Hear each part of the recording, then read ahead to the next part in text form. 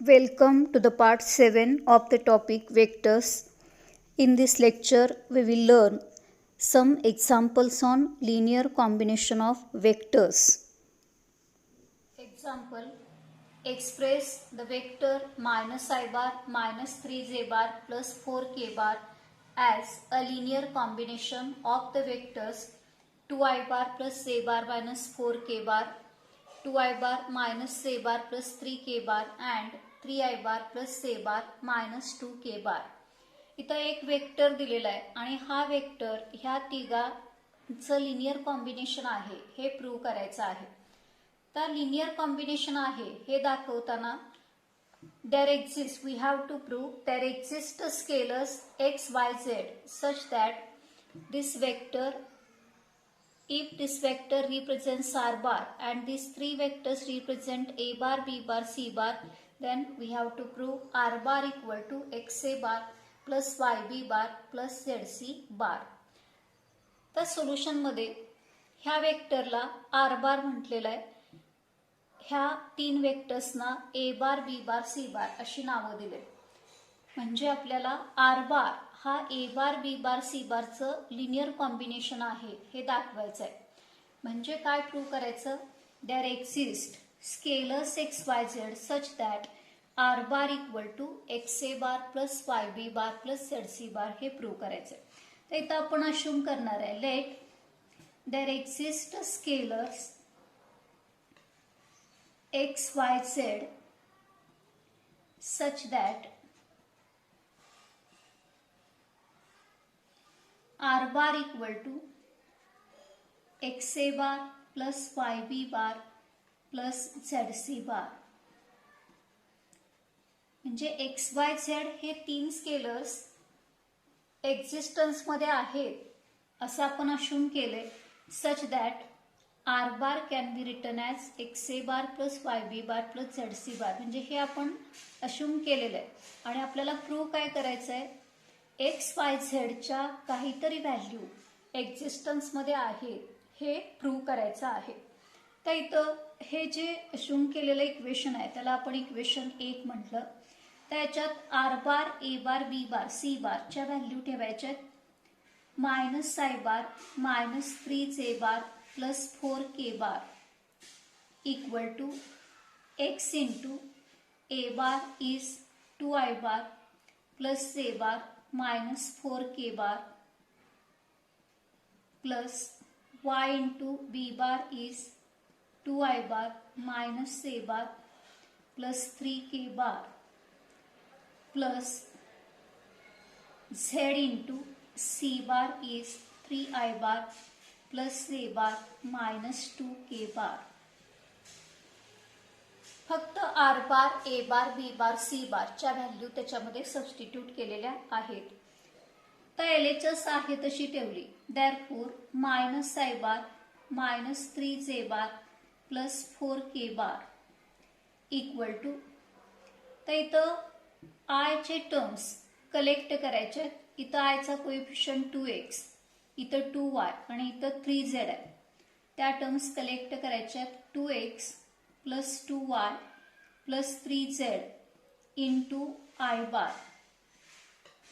Similarly collecting the terms of J bar x minus y plus z into J bar plus k च्या terms collect करायच्यात. Minus 4x plus 3y minus 2z into K bar. आता इथं X Y झेडच्या terms I bar, J bar, के बारच्या terms आपण collect केले. तर हे दोन वेक्टर्स इक्वल वेक्टर आहेत. म्हणजे दोन्ही बाजूचे आय बार, जे बार, के बारचे कॉम्पोनंट्स आपण इक्वेट करू शकतो. इक्वेटिंग the components of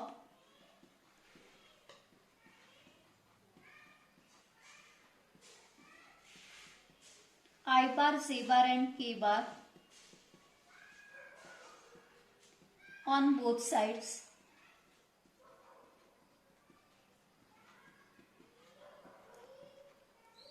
आपल्याला 3 इक्वेशन्स मिळतील. इथला आयचा जो कॉम्पोनंट आहे तो 2x plus 2y plus 3z आणि LHSचा जो आय बारचा कॉम्पोनंट आहे तो -1.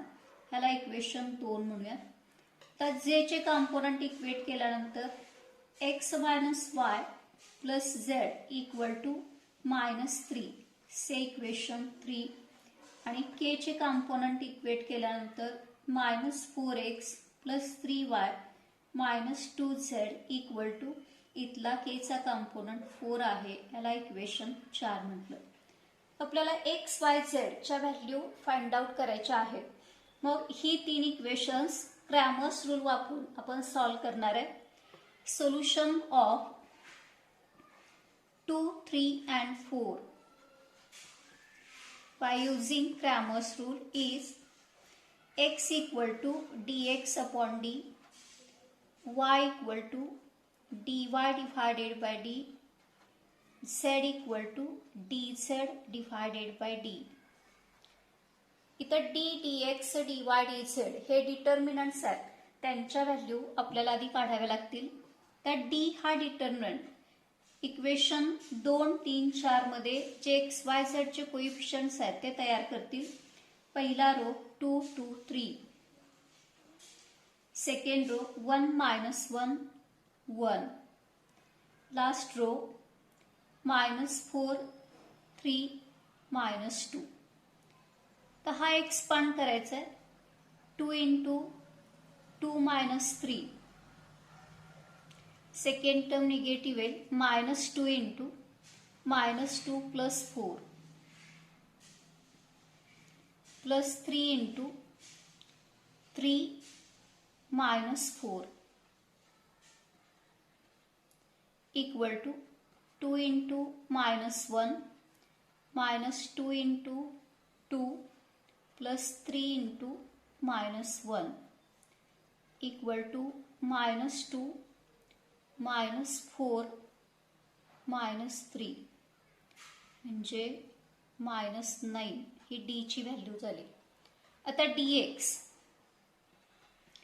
dx फॉर्म करत असताना जो फर्स्ट कॉलम आहे तो ह्या कॉन्स्टंटनी रिप्लेस करायचा आहे. -1 -3 4, second column as it is and third column as it is 3 1 -2. तर हा एक्सपांड करायचा आहे. -1 into 2 -3 -2 into 6 -4 plus 3 into -9 plus 4 equal to -1 into -1 -2 into 2 plus 3 into -5 is equal to 1 -4 -15 म्हणजे -18 त्याची व्हॅल्यू येईल. आता dy फॉर्म करत असताना डी मधला पहिला कॉलम आहे तसा राहील. सेकंड कॉलम ह्या कॉन्स्टंटनी रिप्लेस करायचा आहे.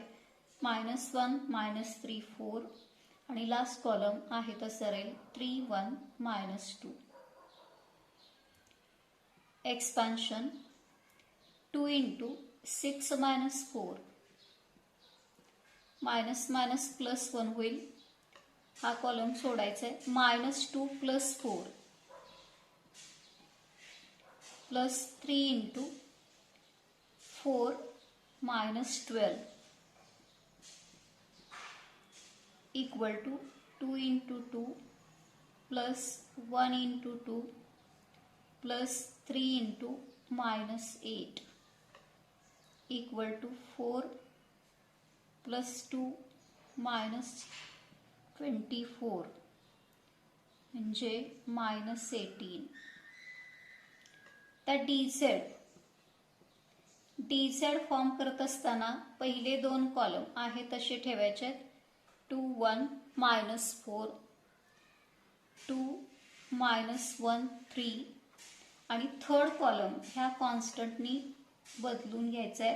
-1 -3 4. एक्सपान्शन 2 × -4 +9 -2 × 4 -12 -1 × 3 -4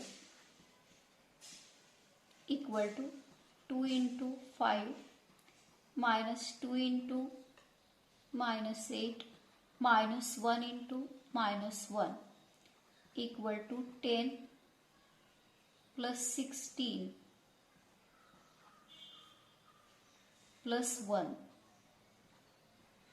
म्हणजे 27.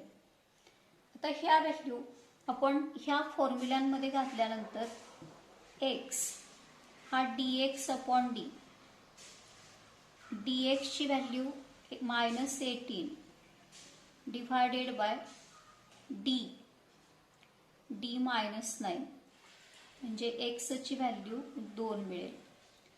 तर y equal to dy divided by d, dy हा -18 डिवायडेड बाय d -9 म्हणजे हा +2 आणि z dz divided by d, dz 27 आणि d -9 म्हणजे -3.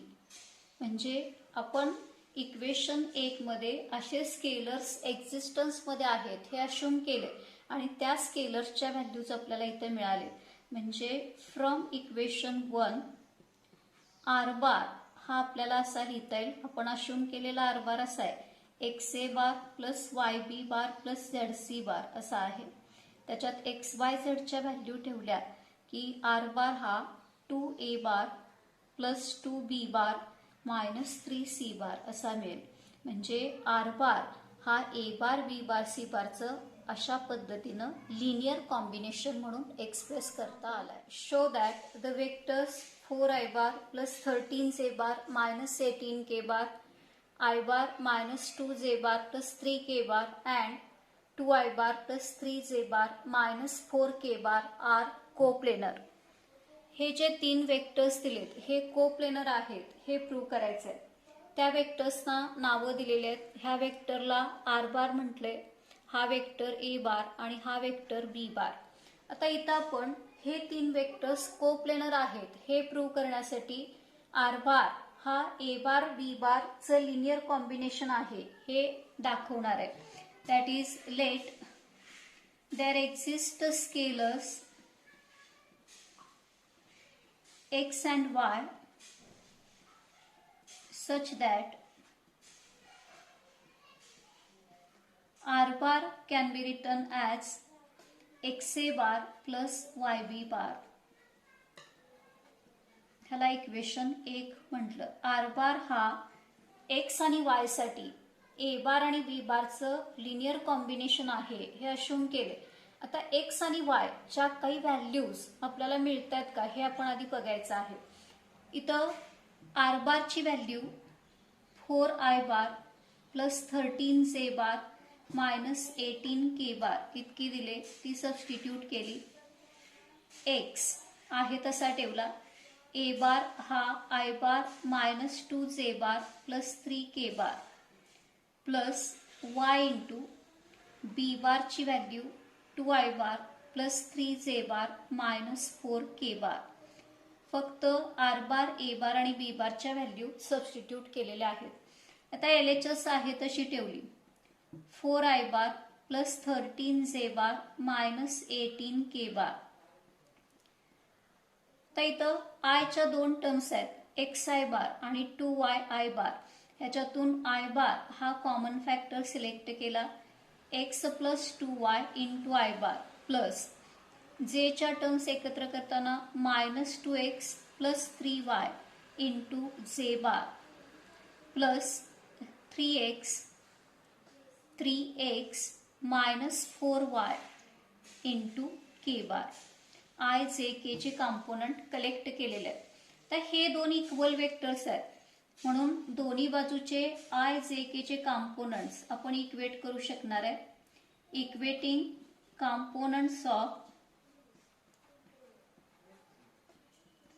I bar, J bar, K bar on both sides.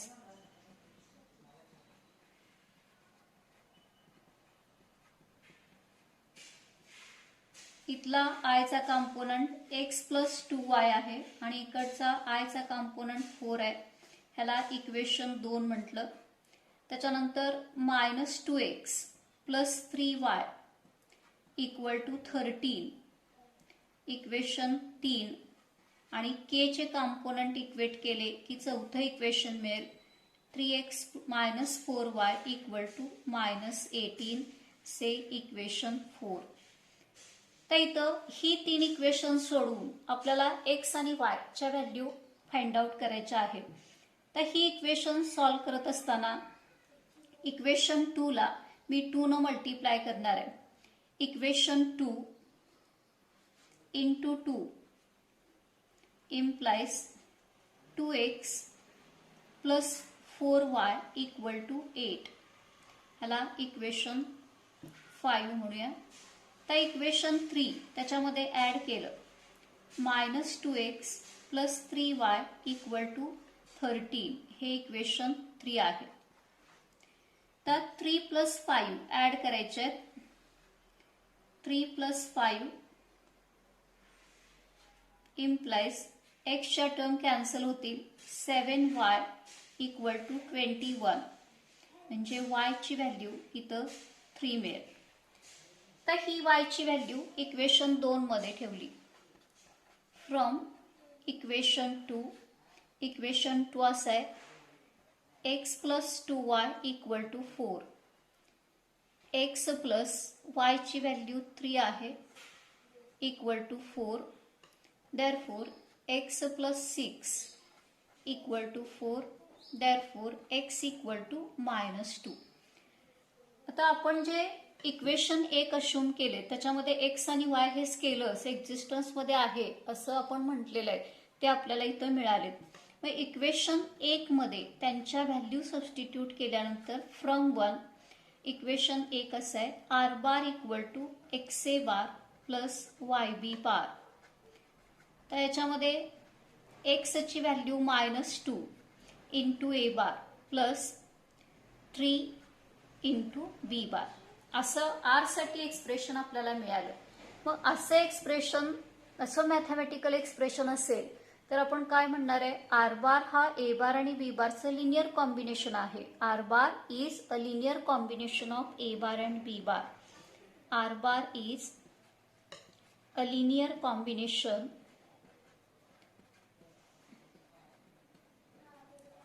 of A bar and B bar.